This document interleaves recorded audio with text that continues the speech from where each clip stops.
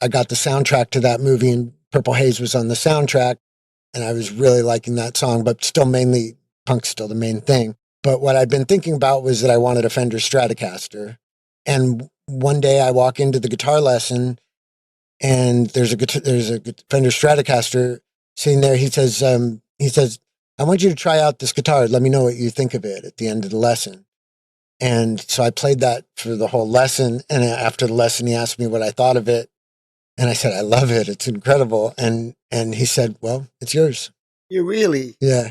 He said, your dad bought it for you. Oh, you're kidding. Yeah, it wasn't even my birthday. It wasn't even Christmas. Oh, man. Or anything like that. It was just like, tell me what you think of this guitar at the end of the lesson. I was like, I love it. Yeah, it was pretty That's so great. And then we were eating dinner like the next night, and my dad, I can't remember how he did it, but basically there was an amp that he said, this is for you and for Papa.